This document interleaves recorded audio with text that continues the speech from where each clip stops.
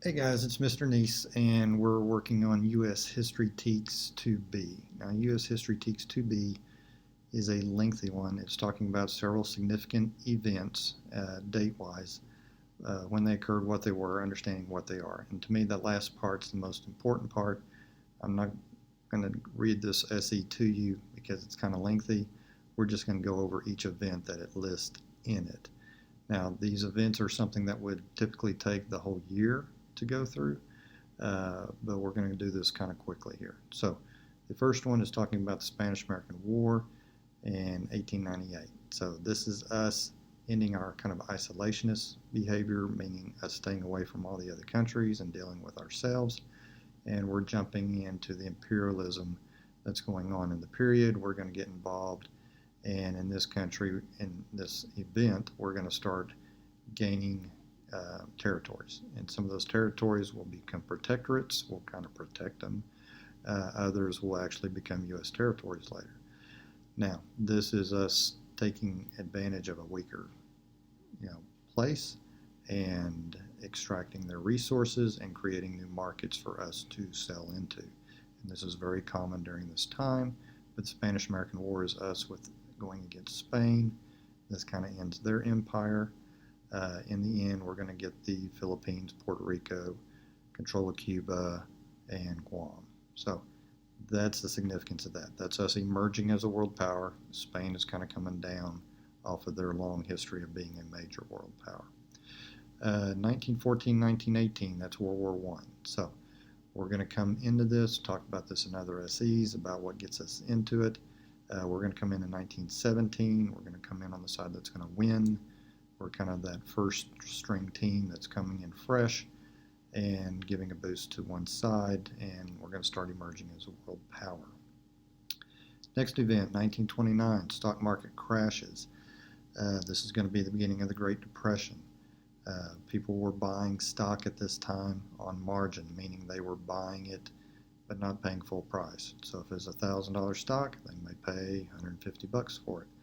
And when the stock crashed and blew up and they are owing the full amount, they don't have the money. If they had the money, they would have bought the stock in the first place, but they bought it on margin. So our economy crashes. It's a global, worldwide depression, and then the depression will kick in with the drought and the poor farming methods that were occurring in the Midwest, and that's the Great Depression. But the stock market crash, 1929, is what kicks that out. 1939, 1945, Second World War. So we get Germany with Hitler, who is expanding and growing and invading and killing off millions of Jews, and we're going to jump in this war and go help them win in Europe, and we're going to go into the Pacific, and we're going to go help defeat Japan. So again, this is us coming in to a world war, coming out on the victorious side, and emerging as a world power.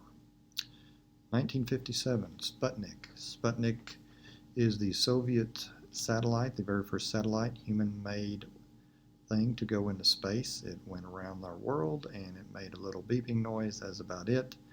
But it really freaked us out because we're the United States, they're communists, how can they do this?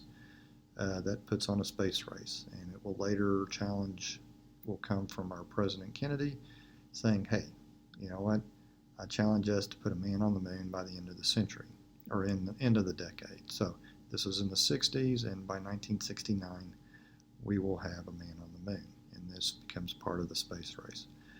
Which is another event that is listed in this SE, the space race and Sputnik. So Sputnik 57, 69, we land on the moon. 1968, to go back 1 year, Martin Luther King Jr. is assassinated in a hotel in Memphis. Now, with this assassination, we lose a civil rights leader.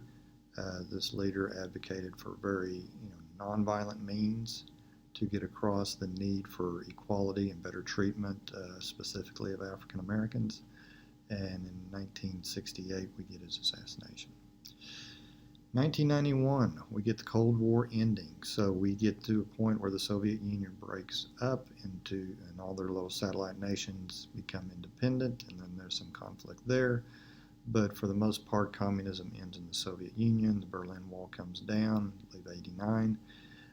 We get Gorbachev, who was the leader of the Soviet Union, kind of coming to the realization that they can't compete.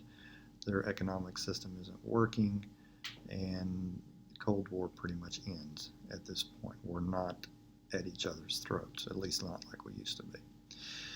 2001, we get a terrorist attack, and that's our 9/11 on the World Trade Center and the Pentagon. Then the attempt on, at the Capitol, but obviously we know that one didn't make it quite to its location. 2008, we get our first African American president, Barack Obama, elected. So these are the significant dates that it's referring to. Just kind of think about it in terms, it's not something they're going to always have to be really specific about, but you need to have an idea kind of when these things happen. So I'd be more interested in you understanding why these things happen, not as interested in it being, I know the year, okay?